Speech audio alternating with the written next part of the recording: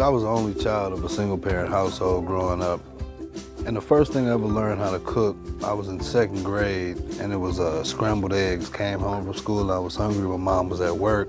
So I had to give her a call, and she taught me how to cook scrambled eggs over the phone. So a long time ago, you know, Vietnam was being ran by the French. And so we have a lot of the same influences in the food, some of the same spices, even the same bread as they use for their banh mi's we use for our po' boys. There are some differences, but there are a lot of similarities to what I grew up with as well. As a chef, you want to showcase yourself, but also the local ingredients around you. So I'm going to travel to learn, travel to cook, and it works well with the Vietnamese ingredients. Welcome to Fine Cuisine. My name is Sean, but you can call me Chef Big Boy Roy. I love to travel, so I had to come here to Hoa Loc Commune in the Thanh Hoa Province. I had to meet the people here because the people here are working class people. All their jobs have something to do with the sea. And if you know me, I love the sea. So I'm here not only to find out about their cuisine, but to find out about their culture and their way of life. So join me on my adventure in Thanh Hoa, and you won't be disappointed.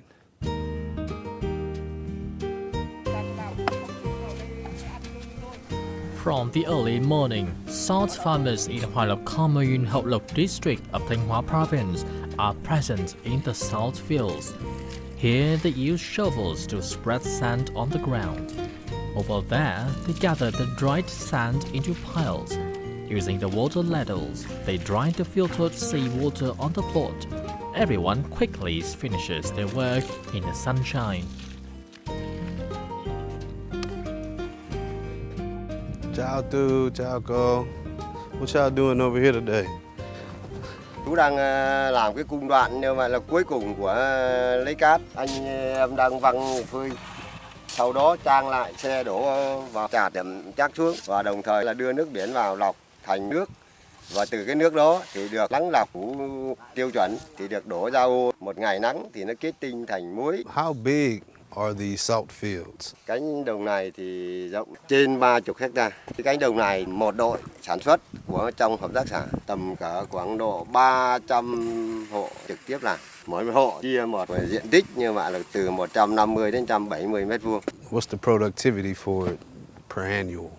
Một năm thì nếu như cả hợp tác thì nằm cả 550 tấn. Nhưng mà riêng cái cánh đồng này của một đội thì nằm cả 300 tấn.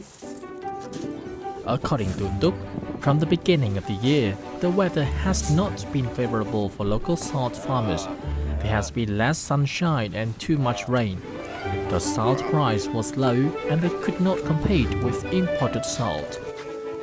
Many salt-making families have converted to shrimp farming. However, there are some families in the cooperative still trying to stick with the job.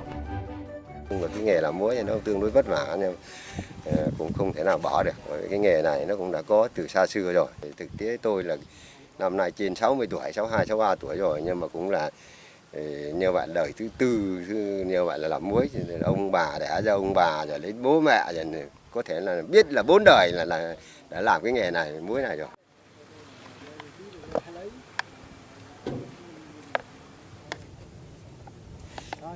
Mời dùng cơm với gia đình. Hôm nay thì gia đình có cái món cá khô, cái món dân dã của quê hương. Thì cá được đánh bắt từ dưới biển, phơi khô và đồng thời mang đi để ăn cho nó nhanh, vừa ăn vừa nghỉ ngơi và tiếp tục công việc như vậy sản xuất muối. Còn tối thì lại về nhà như vậy là ăn cơm ở nhà. Cảm ơn. Ở quê cháu có bao giờ được ăn cơm với cái món cá khô đây chưa? Not too much, not like this before, but it's good. Good, long. Hey, how much is the monthly income for working here in the salt fields? Mỗi một tháng thì gia đình chú là thu nhập được 3 đến 5 triệu đồng Việt Nam. Is that good money staying in Thanh Hoa Province? Thu nhập như thế thì nói chung là sống thì nó không đảm bảo được. Chủ yếu là lại làm thêm các cái công việc khác để nó hỗ trợ thêm. Chứ còn nếu mà nghề muối thì cũng không thể nào mà đủ được khoảng độ 3-4% nhưng mà là cái thu nhập của gia đình thôi. I think it's cool that you out here working in the salt fields, then you provide the salt to the fish ports, then the fish ports then supplies you back with the salted fish that you're sitting here eating. The cycle within the community never ends, you know, they help each other. The saltiness of the sea was absorbed into the local people's lives, becoming part of their inner selves. White grains of salt are crystallized from the seawater. From that, many simple dishes are created. The trade of making dried fish in Hoa Loc has started and developed over the last decades, contributing to the consumption of fish and creating jobs for many families. As a chef from Louisiana, where the traditional fishing industry has been thriving for hundreds of years, Sean immediately wants to make dried fish with these ladies. Time to get ready. I love this. It's probably my favorite part of this whole trip.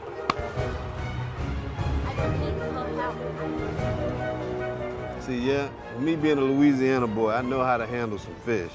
They do things a little bit differently here. Slide this on all the way down the spine, baby. All the way down the spine. Here. Look at that. Nice fillets. Nice fillets. Look at that. You see that? We go fishing. My grandpa, we have a men's trip every year to Grand Isle, Louisiana. And we have this big fishing trip. And since I was always the youngest man on the trip, they always made me clean and fillet all the fish. When it came to culinary school, I got a flying A in that class with no problem. So, is this what you do every day? Yeah?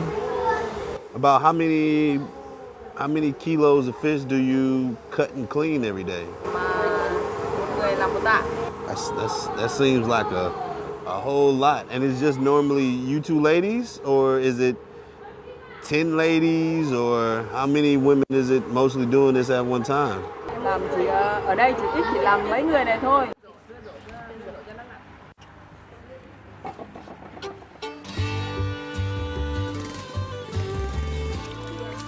For people from other places, this fishy smell from a fishing village is not very pleasant.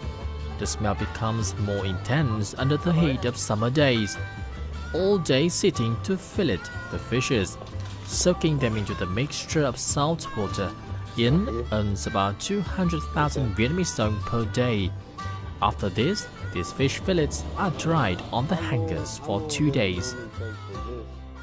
I think it's pretty cool that they're using the salt not only for seasoning purposes, they're also using it as a preserving tool to help maintain different food. Not too many people still use this practice because people can go to the supermarket and buy fresh fish every day all the time. But the people here, if the weather's bad, if the boats don't work, if somebody's sick, people have to eat. And one simple ingredient helps all of that, and that's salt. Because without the salt, this will go bad in less than 2 days. Where with salt, it can be dried in 2 days and last for 2 months. I think that's amazing.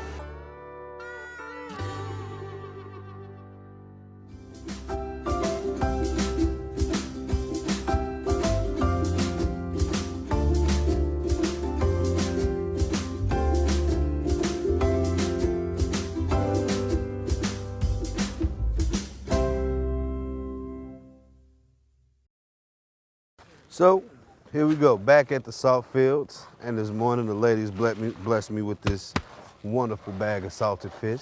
So I got to thinking, salt fields, salted fish, so why not salted fish cakes?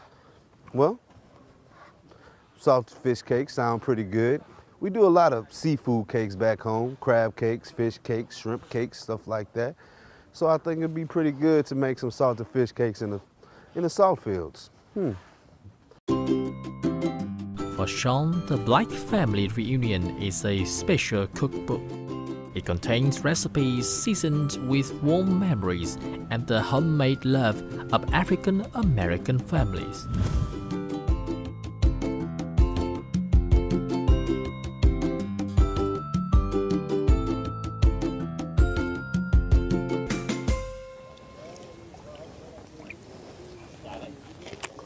So, the lady we got the salted fish from said the best way to soften up the fish to prepare to cook is to soak it in some rice water. That's a little different from me. Normally we just soak it in water just to get excess salt off, but this is pretty good, so I'm pretty sure that it's gonna soften up, leave it in there 15-20 minutes, and it can be soft enough to flake and pull apart so we can put it into our mixture to make our salted fish cakes.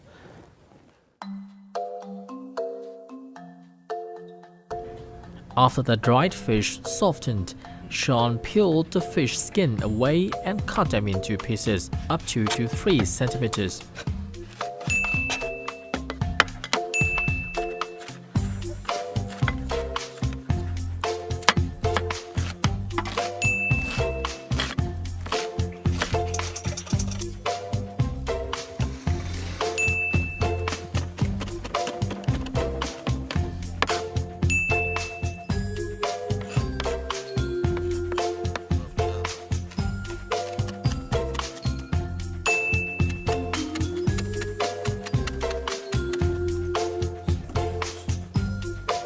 So this is all the vegetables, all the seasonings that we're gonna put in here for right now. Now, it's time for the flour to make your batter. Don't forget to add your fish. About 8 ounces or 1 cup of milk. There we go. Now we have our batter. Good mix. Some of you might ask why I don't use a spatula or something to make the mix. Use your hands, you can make sure you get all of the flour and everything mixed in together so you won't have clumps of raw, dry flour in between your, parts of the batter. So this way, everything will be smooth and mixed together correctly. We can start prepping our herbs for the aioli that we're gonna put on top to brighten it up, give it a little bit more life, to make it a little bit more gourmet, even though we're in the middle of nowhere.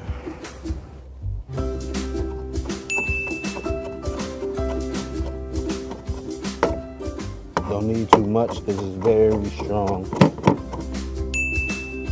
I wish you could smell it. It smells so good.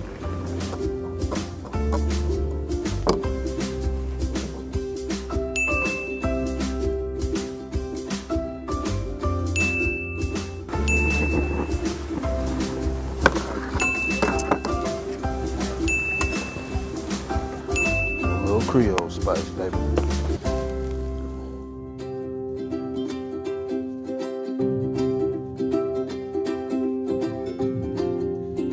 So now you see that my salted fish cakes are finished because of the golden brown color on them.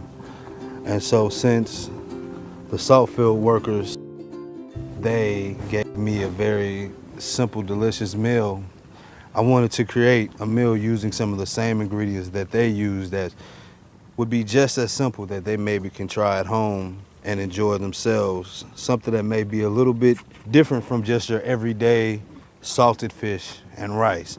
So I hope they enjoy it just like I enjoy the meal with them.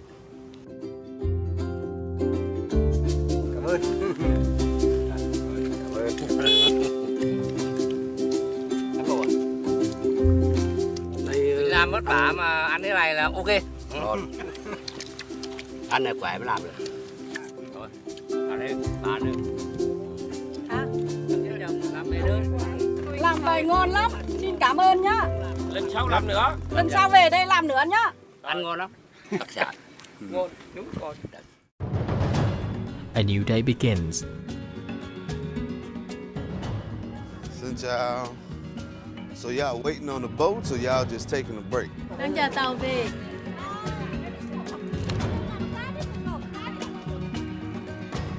Hoa Loc is the land of the fields along the coastline, a land of the hardworking people. For generations, the local people have been closely attached to the sea and to the surf, where they can exploit abundant resources. Chioi, so is these fish already paid for, or y'all just boxing them up to get off the boat? Tôi mua về, tới chợ bán. How much shrimp y'all caught this morning? 2-30 con. How about fish? Cái này 4 tạ. So would y'all consider this a great catch, a great day? Bình thường thôi. How much is the shrimp? 150. After the storm, there are just a few boats going offshore. This morning, they returned with mostly small fish for making fish sauce and some other fish. Sean bought some shrimp to make his shrimps and grits. So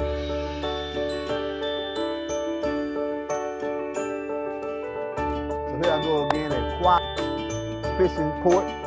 While I'm waiting on these big babies to come back in, I'm about to cook a good old-fashioned Louisiana dish, some shrimp and grits. First, before I gotta do anything, I gotta make sure that this shrimp stock is ready so I can cook these grits right here. Don't throw away another shell. This homemade shrimp stock will allow you to experience the deepest, sweetest, most delicate essence of shrimp. You see, you can usually use whatever leftover vegetable ends or anything like that to add more flavor into your stock.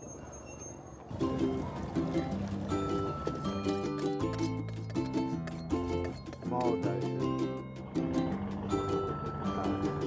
Gotta have your garlic. Smash it, smash it. Poke smash, poke smash. I love garlic. I'm not gonna lie, I love garlic in everything. Just like I love onions and everything. You can put garlic on everything but milk and cereal and I'll be happy. Boom, just like that. It smells so good. I wish you can smell it. It smells so good. Man. There's a saying, usually some people, you use dry herbs. Some people like to use fresh herbs. And the secret with that is, dry herbs always go in at the beginning. Fresh herbs always go in at the end. Remember that. Dry herbs go in at the beginning, fresh herbs go in at the end. A little bit of this Creole seasoning.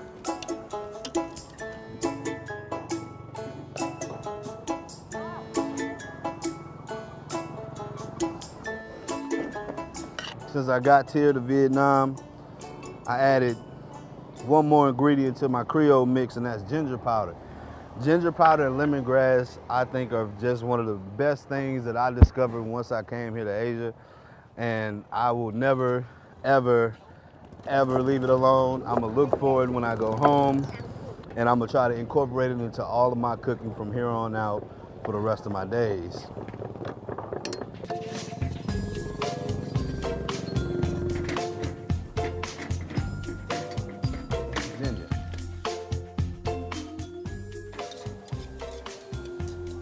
We need to go ahead and get to 2022 to where we get smell-o-vision to add to your television. Cause this smells good as beep. It smells good. I ain't even much lying.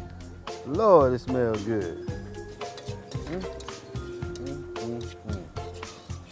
Remember, don't forget your grits.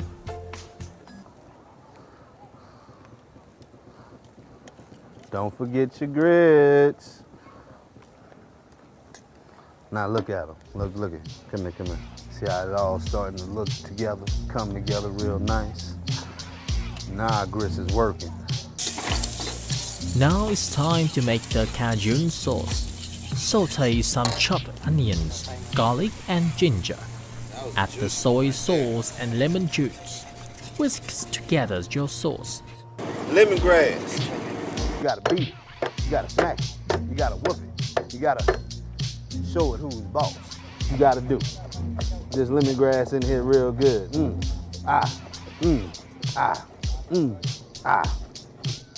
at that. I love this stuff. It smells so good. Salt and pepper the shrimp and add to the sauce. Toss and cook in the sauce until the shrimp is opaque. In a medium-sized skillet over medium-high heat, add the Cajun sauce and then more butter. Whisk and let reduce until the butter is melted about 2 minutes.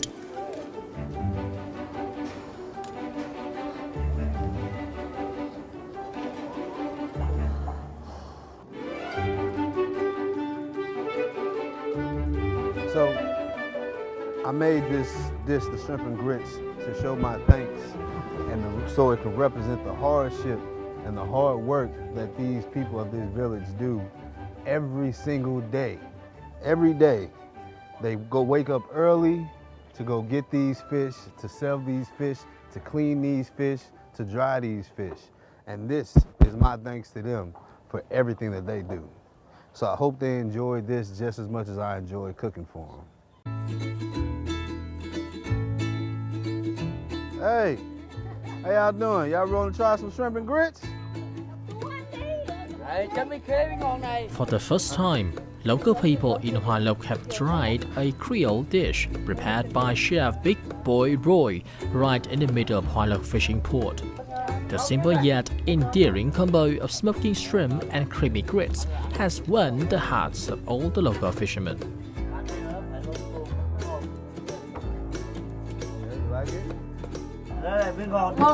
Nhưng mà ăn cái đây ăn lấy không là không ngon. Ăn cái này là biết về không là ngon.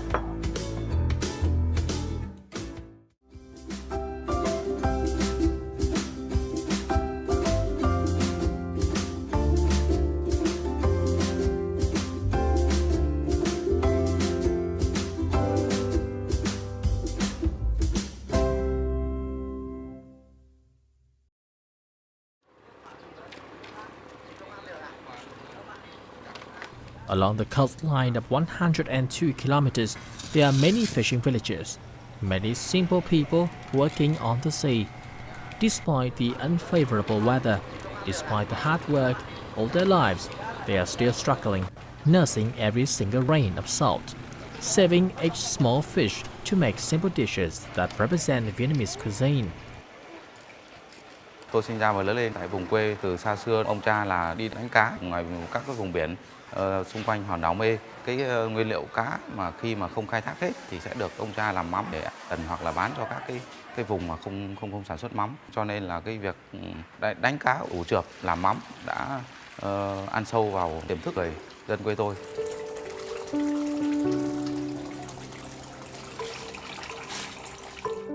So I've been in Vietnam for a little over a month now, and one thing that I can always find in any restaurant, store, home, or street corner is nước mắm, also known as fish sauce.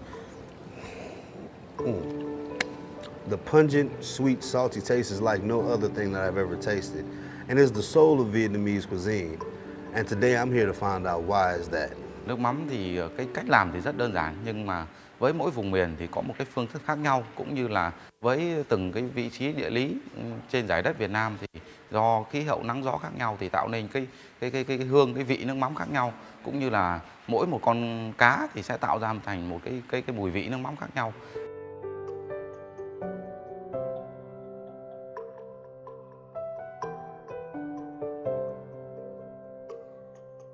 Nước mắm là một cái nước chấm, là một cái gia vị từ xa xưa trong mỗi mâm cơm của các gia đình Việt đã có, cho nên là nó gần như là không thể thiếu được trong mỗi bữa ăn gia đình, nên là nó trở thành một cái tinh túy về ẩm thực, nét truyền thống của văn hóa ẩm thực Việt Nam.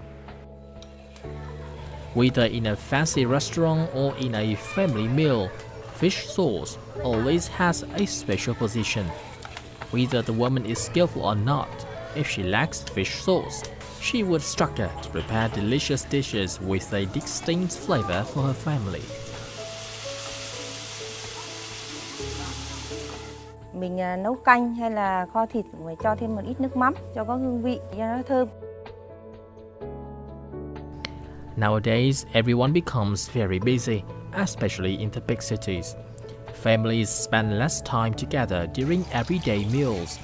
People often choose a convenient way to eat, in the shops, in the restaurant, or fast food stores without paying attention to their family meals anymore. However, in every Vietnamese mind, the scene of family gathering around a meal is still a beautiful part of daily life. Buổi tối của gia đình tôi mà chuẩn bị được một bữa cơm là đầy đủ. Vì món ngon thì gia đình là quây quần ăn là cứ tấm tức khen ngon, những bát nước chấm này là vừa, hay là bát mắm tôm vừa, là những món ăn mà mình cho gia vị nó vừa muối vừa mắm thì là mình thấy là mọi người ăn là khen là mình hạnh phúc nhất. Làng của tôi là cũng là làng ven chài đánh cá rồi, cứ hủ mắm á, và hủ muối, là cá khô đấy là chúng tôi luôn luôn là lúc nào nhà nào cũng phải có là bởi vì cái thứ nhất là dành cho gia đình nhà mình ăn trong những bữa thường, hai nữa là trong cái lúc là thời tiết nó thay đổi, nó không cho phép mình đi làm được nữa, thì đây là nó là gần như là nằm sâu trong cái tiềm thức của người dân biển chúng tôi rồi. A bowl of fish sauce with some chopped chilies, garlic and lime juice. A bowl of purple shrimp paste. A simple yet delicious meal has brought Chef Big Boy Roy unforgettable memories.